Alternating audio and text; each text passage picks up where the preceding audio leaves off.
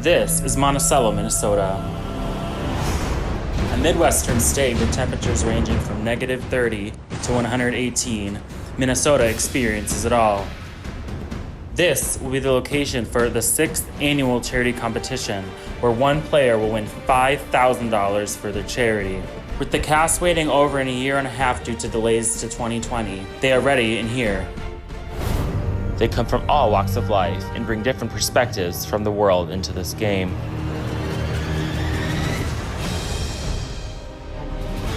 I'm 51 years old, so I got the dad bod rockin'. I do heating, air conditioning service, own my own company, and I also work as an EMT on ambulance for a local hospital. And I'm a firefighter of 30 years. I'm an overnight manager at Walmart.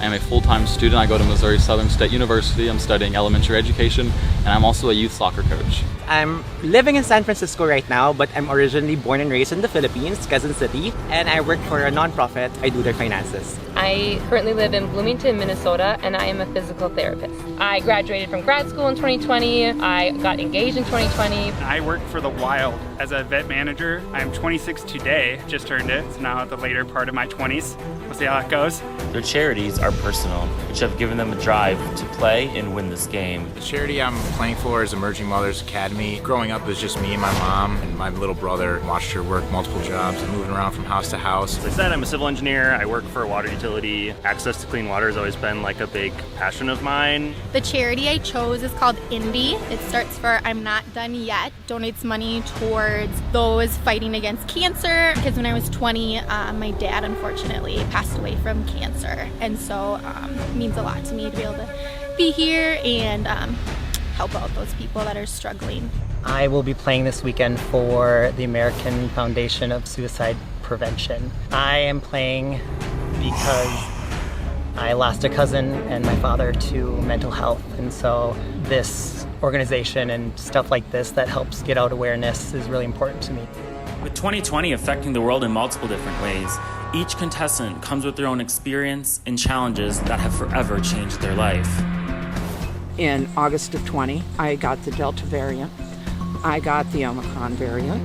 And I actually have a lot of long-term COVID effects. You know, I've gone through natural disasters during the pandemic living in Houston. You know, we've had the winter freeze, hurricanes and floods and everything. So right at the close of 2020, we lost our house. I wasn't mentally healthy, and I wasn't able to support my family in a way that was going to be healthy for their mental health.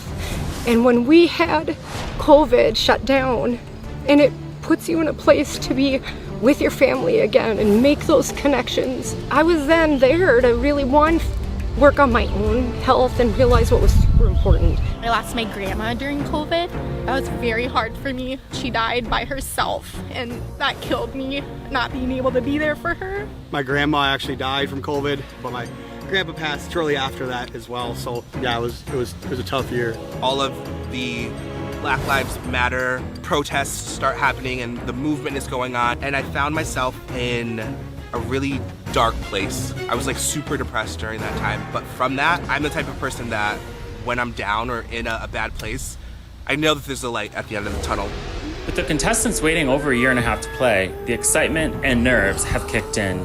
Excited and stoked barely cover how I feel. The patience that it took for me, the patience it took for these other 20 people, like, I'm just honored to be here. Can't wait to play with them. You know, as an alternate, I didn't have a ton of time to fundraise, so I'm glad I made it here and figured shit out. Whether or not we're back to reality, I guess we'll find out, but looking forward to whatever this reality has to bring, because I have no idea what to expect, but it will be my reality. Being a behavioral health nurse, it's nice to see that everybody's kind of getting back to where their life should be and working on their mental health, because that was a hard thing to do too. What the contestants don't know is that this will be the most brutal season in Live to Give history. Minnesota is fantastic. I think we're going to get an array of all the weather that Minnesota has to offer this weekend. I'll probably cry at least 3 times this weekend, just so you know. Even if I broke my wrist 2 weeks ago, I'm ready. It's going to be a long time before anything is like at all back to normal. I feel like everyone is super just like unsure of kind of what to do and how to feel and like where to go right now, and that's kind of just like how I feel about the game and how I feel about my life is that I have no idea what I'm doing. So I think I'll fit in with the theme pretty well. With the long road ahead, these contestants must push through challenges, overcome obstacles, and navigate the twists and turns of this game. They must learn to adapt or they will be voted out. In the end, only one will win to claim the $5,000 prize for their charity. 4 days, 20 people, one winner.